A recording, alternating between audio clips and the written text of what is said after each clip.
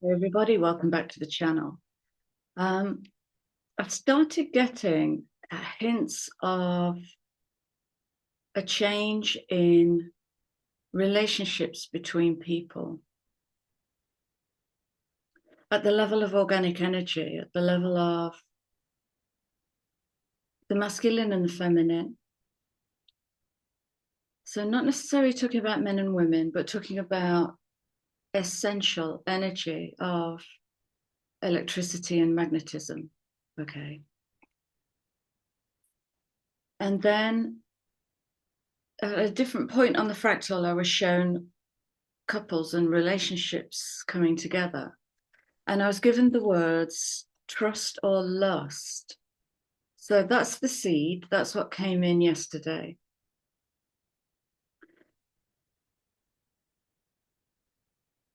So today I'm looking for a deck of cards, which I've found. And if they come in, I want to work with these Tarot of the Enchanted Soul. It's just a sweet deck. It's nothing too heavy. And in my cupboard, I found this. Okay, so this is the work of David Dida, who teaches couples to interact at a spiritual level. Oh, that word, intelligent level, as if they are both in a field of active intelligence. And so he's basically saying if you can't read each other's energy, then you're all in ego. That's the essence. That's how I translate the essence of David Dida's work. So I pick this book up and I randomly open it. Oh, I randomly open it to page 33. So here we go. And one paragraph jumps out. The feminine force attracts the masculine into the dance of life, of love, of intimate partnership.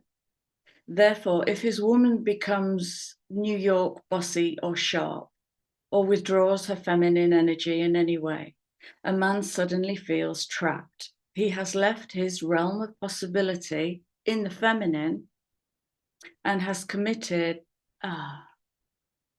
to an actual relationship that's at the ego level, which is something that limits his possibility. So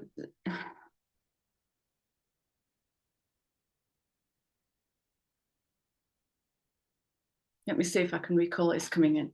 Right, this morning I had a beautiful little workshop with one of my teachers who was asking me to speak about love. And love came in on the whole fractal. So there's the puny human love that I lovingly joke about, and what we do with love to control our environment or use it in an unhealthy way, use it in an insecure way, use it in a weaponized way. So that's us learning to be in the energy of love, where anything is possible, but we limit the possibility, okay? Because we withhold. That's our tool. We withhold. When we get hurt, we shut the heart down. And there's a big lesson in here to when we get hurt to open the heart. What then? And so we have polarizing forces, the magnetic feminine and the electrical masculine.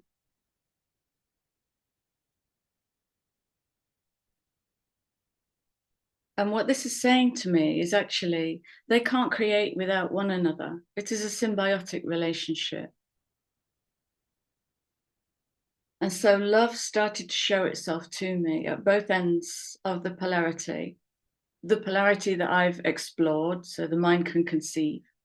Okay, the mind can see what it can conceive. So the work I've done from the higher love to the human love, I'm not saying that's the lowest form of love. The higher love is, oh, right, okay, I'm gaining further understanding now. The higher love is like in the light, it's the realized light. So the light that has been brought up from the primal feminine dark void. So the darkness for me is the field of all potential, and the light is like Zen. There's nothing. You've transcended the mind. Empty, free. That's, for me, that is higher love. There's no mind. In the primordial feminine, there is everything. If you're brave enough to go there, if you're brave enough to drop into the darkness, and the darkness is the unrealized light, but we have conflated that word with something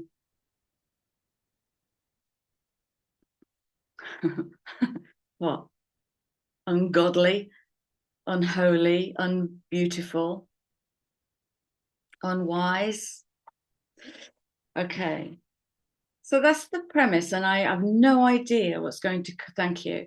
Right. So what I've been noticing, so I read loads of comments on YouTube videos just to get a kind of theme. And what I'm noticing is I've met this lovely, insert woman, man here, because it's going both ways. I've met this lovely, but I don't fancy them. That's kind of the thing. It's broader than that, and it has spikes coming off it, but that's the theme. Okay. And so trust or lust. Is there a friendship before the lust comes in? Because very often when we immediately attach to the whole love at first sight thing, we had an immediate connection. That might be projection.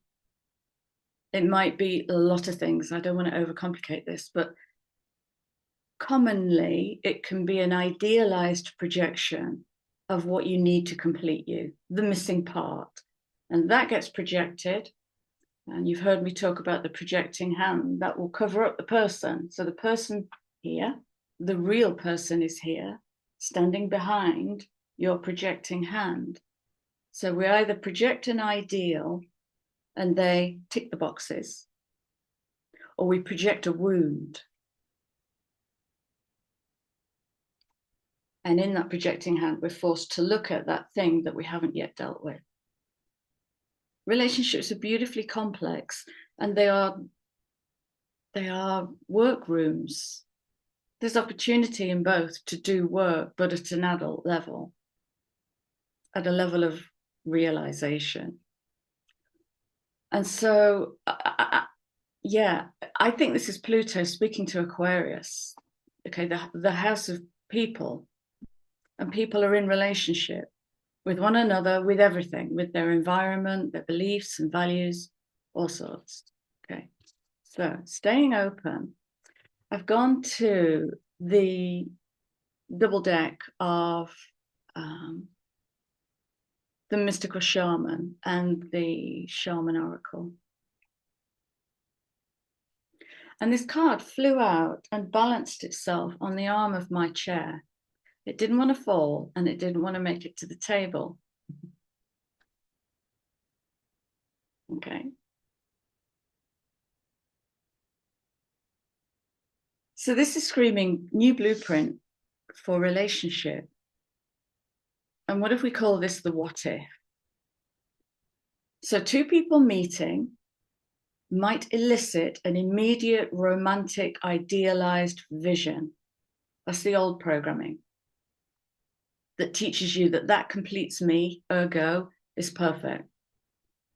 I think that's dissolving, and I think we're moving into something that's different, a different expression. Aquarius represents Uranus, the higher mind, okay? The higher mind that isn't so egoic, that doesn't want. Are we approaching love without need? Maybe. And look at this. The vanishing mirror. Let that sit is the message. Just let that sit. The vanishing mirror. And then this clump fell out, and I haven't looked at them yet, other than the card that's showing itself to me. So let's see what.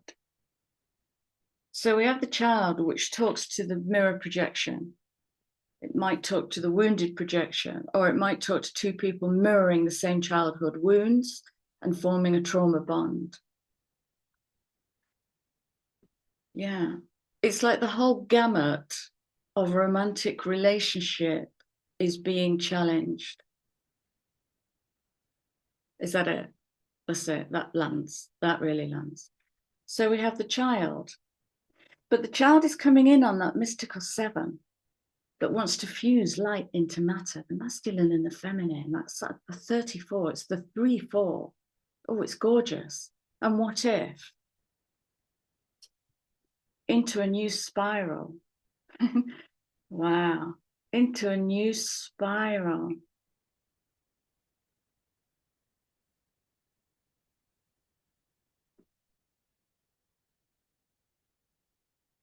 There's a line from a poem coming in about on helix embers, like the burning away of old DNA on helix embers.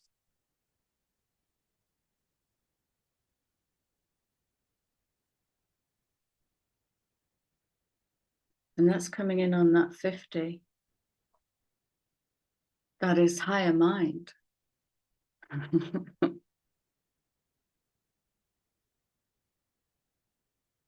Higher mind is not the same. If it looks the same and it smells the same, it is the same. Or you've brought old programming to something that has the potential to spin itself into something you can't even conceive of.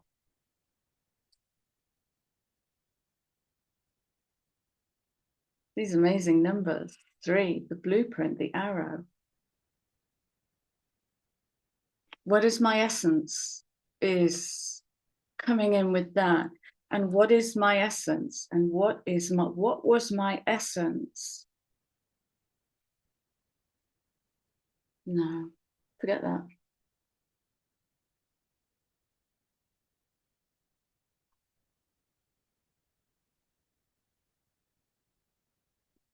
It's very be here now, which is why it's not was. What is your essence now? And that can all change tomorrow. What is your essence? So there's a guidance to tap into that. So your essence contains that masculine and feminine, weaving themselves together. That 3 dropping into the 4 to render itself into reality and become a something. And my battery's at 77%, 14.5. It's like a divine truth. Okay. 27.9 of 2025. The hunter. What? Ooh, there's something activating in the lower throat. And it's not even here. It's in a different density. I don't know how to explain that. It exists in me in a different density. And I think that's part of the learning. I think that's part of the learning. As this Uranus energy comes in, I've no idea what Uranus is doing, but as this Uranus energy comes in, it's going to challenge us to bumble into new ways of forming sentences that we may have previously avoided in case we get judged. If you prefix some of your weirdness with, this isn't going to make sense, but this might sound weird, but maybe just drop that, just play with it and leave yourself open, heart open, vulnerable, strong, to have a new conversation, to bring in a new kind of interaction and conversation that's really open and powerful. Or more of you.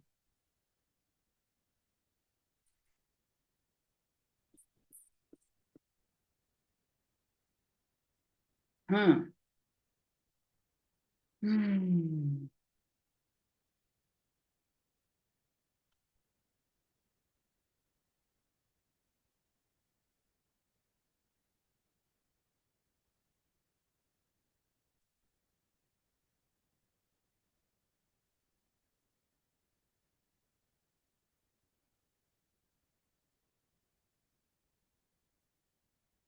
So when I take my mind to the power of community, yeah, House of Aquarius, my mind goes to the scenes and the unseens.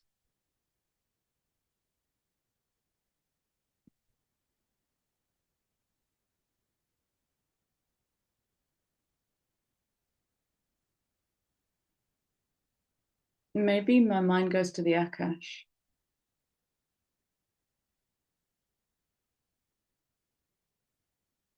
And what am I sensing rather than what am I thinking? Because therein lies the truth. I'm not talking about what are my emotions feeling, I'm talking about what am I sensing. Sensory perception is here now, emotions past. And the underlying card, oh,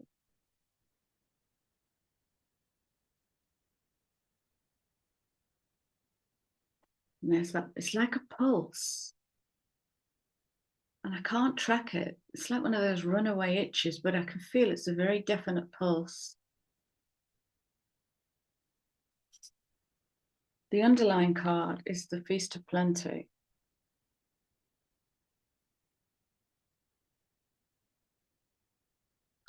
Choices and their consequences.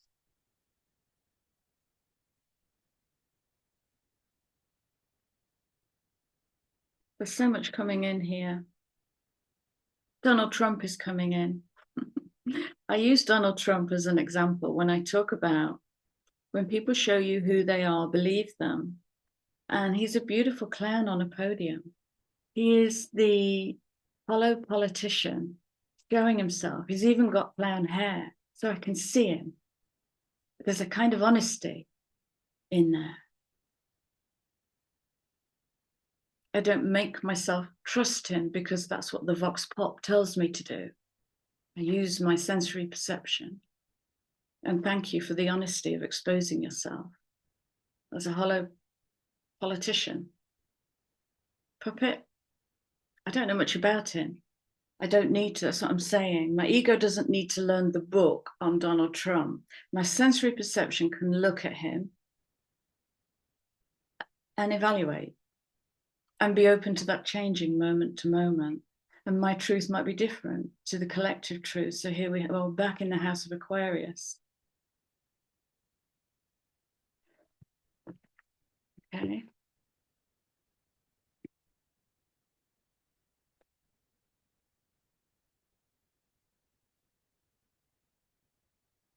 There's 3 cards here. They're not abridged to this, as in there's no natural segue. So I'm going to put them to one side. They're very earthy, and this is very ether.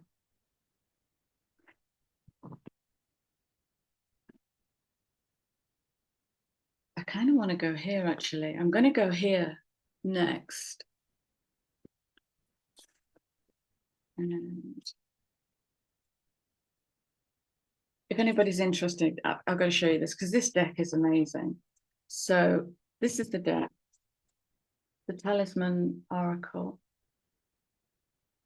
by Nora Pascaleva or Pascalewa.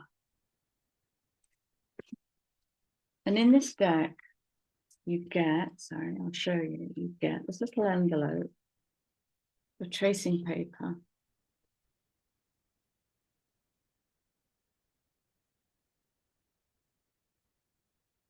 And on these cards are sigils and symbols, and you can trace them.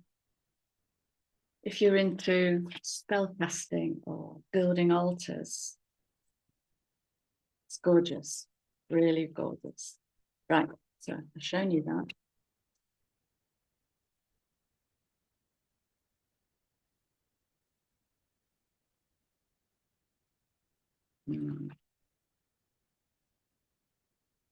Right, I'm just going to notice that on the bottom of the deck, we have lunar, balanced emotions, and magical power, and safe travel. Okay, I'm just going to notice that, but we're going to shuffle. See what comes out. How can you speak to these messages? It's like primal polarity. Reset? Primal polarity? Oh.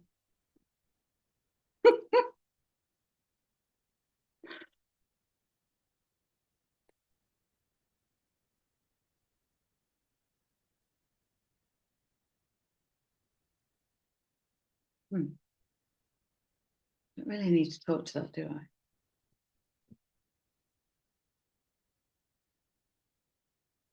And I'm going to put that card on this earthy pile that's building here. That doesn't segue in.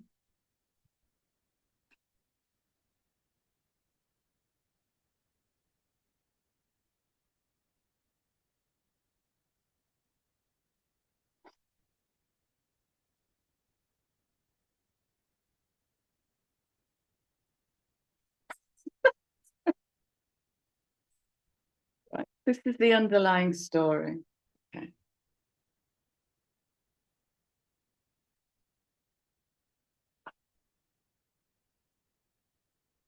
So this speaks to the wisdom of learned experience rather than listening to what you're told, rather than encompassing something that's outside of you. Sometimes that works and it's magical.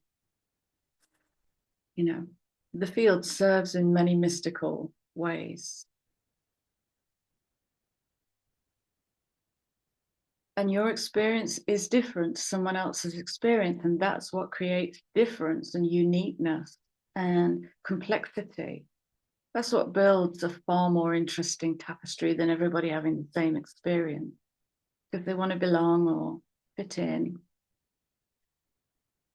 So this speaks, if this is coming out with the number 30 and Uranus and 50, the higher mind, speaks of revelation actually. And you might start to see yourself and your experience in different ways. If I'm glitching, I'm sorry, I just saw that. In different ways that might not be so heavy, because one of the cards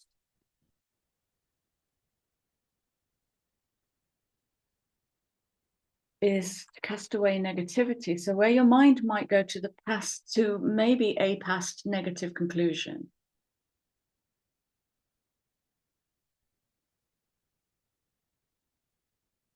Well, why should that work? It's never worked in the past. It's that. That's the space between clarity and confusion. This is the new timeline integrating with the old. And it's going to give you loads of choices. Have we had that? Feast of plenty, choices. Do I want to go back to an old belief? Because I know that blueprint and it feels some kind of safe, although it's not rendering beautifully into reality. Or do I want to blindly just leap into the fool and maybe look a fool and behave like a fool until I've learned this whole new language? It's the braille, isn't it? It's learning a whole new language.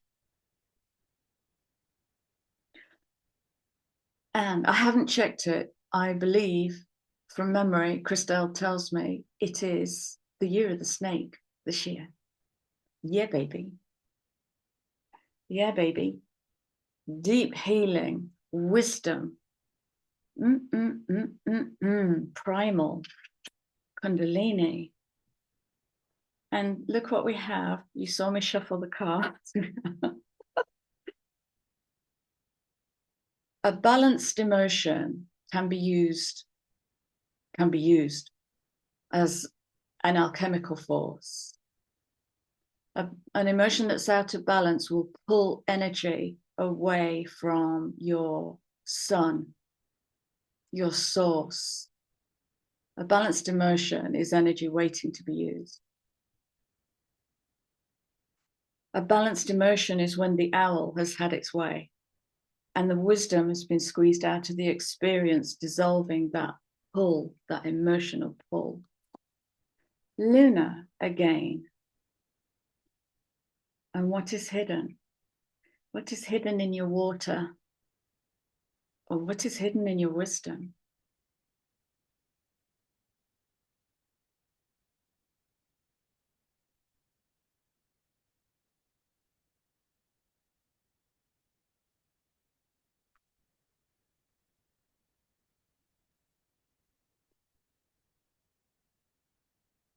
Okay, I've immediately tapped into an energy that feels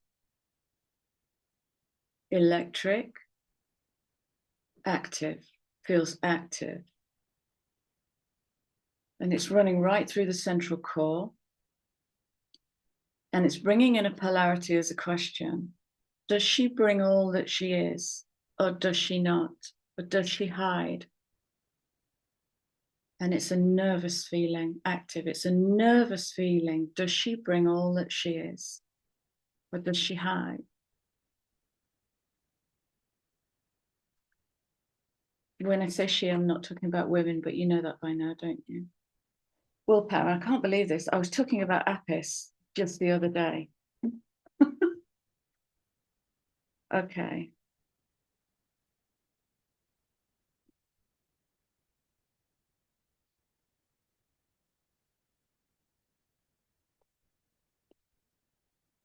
This image has been linked to the inverted pentagram. Okay. The inverted pentagram talks about a different kind of alignment. It talks about the balancing of emotions. Okay. It isn't dark or sinful. It's esoterically very wise. And this is literally challenging the Old Testament belief that that symbol is dark and it's evil. It's esoterically quite wise. And so there's what if you challenge it? What happens then?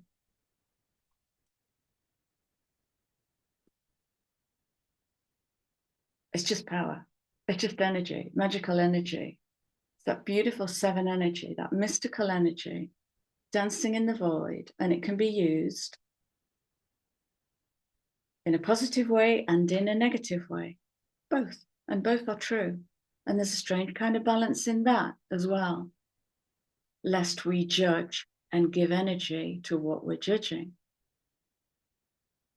It's very conscientious. Yeah, it's very conscientious. Look at the cards that have come out again. Just the cards. So there's no answers. What I love is there's no answers here. There's just an opening up of the mind into a greater what if. What if I don't respond how I would have responded this time last year? What if in my not knowing how to respond in a new way, I just shut up and witness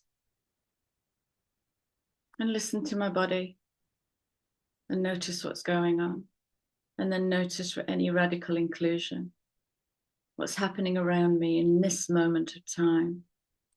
So it's broadening the sensory perception.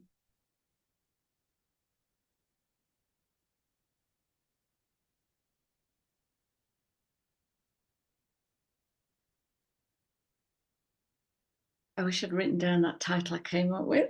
What was it? It's something to do with the masculine and the feminine coming into alignment. It's rebirth, isn't it? Rebirthing the polarity. Bear with me. Trust or lust? The soul knows, there's the trust. The lust is the egoic want.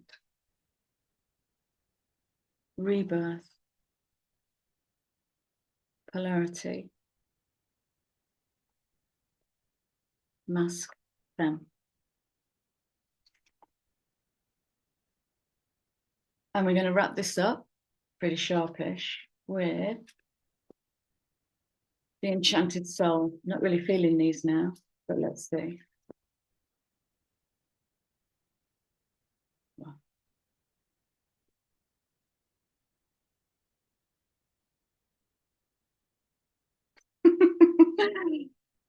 Clarity, lovely. Make clarity your own.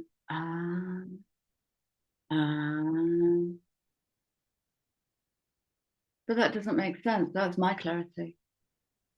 These are defiant, gentle, it's loving, but that's my clarity. I don't need your permission. Make your own clarity.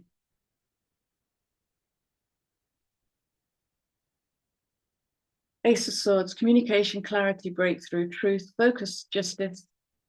Yeah, there's a video I want to make about that. I heard somebody say this morning something about reward. They put rewards and justice in the same sentence. That's Old Testament. That's the give to get equation. I give to get. If you want to give and let go. Be done. It's really simple. Give to get sets up a contract that just cooks on and on until it's challenged. Shut up, Chrissy. Right. Concentration, conscientiousness, new ideas. Yeah, and if I put that with that, it's pretty clear. Uranus is in the house. I don't know what is Uranus doing? Is it going to move anytime soon? Is it still in Taurus? It's been in there for 14 years. Underlying High Priestess, the Nine of Cups is all in the perspective. Oh, interesting.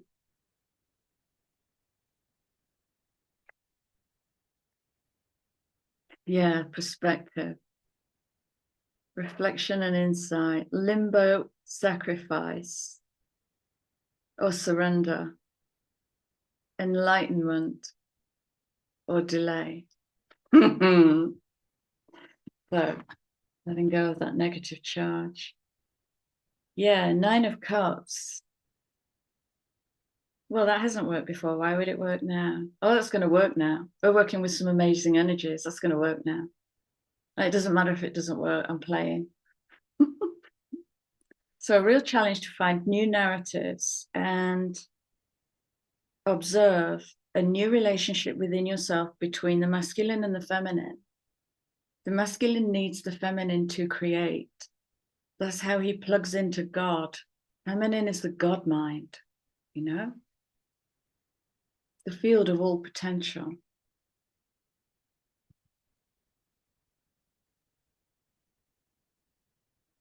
So it's going to challenge the ego soul journey, the ego soul, if we put those in a polarity, without getting bogged down in science. Ego, soul, force or source. Is the ego forcing this to happen because? Or is source going, go there? Okay. Okay. We'll have one closing card. This is calling to me. I don't know what it's going to give me. Magic of You.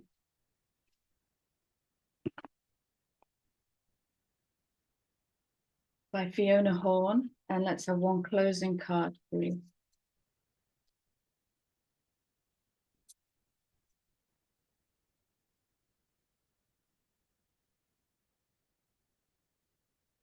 Yeah, and be prepared to change your mind. I seem to remember my first video this week. I thought all I'd be able to produce is like little 6-minute videos. I think to have made time, be open to it changing. No, you don't have anything for me, do you? Or do you?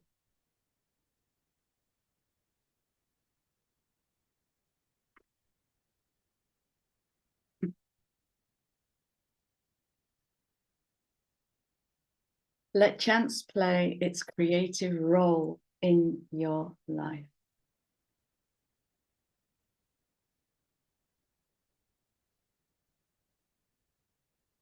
But Chrissy, it's counterintuitive just to leave it to chance.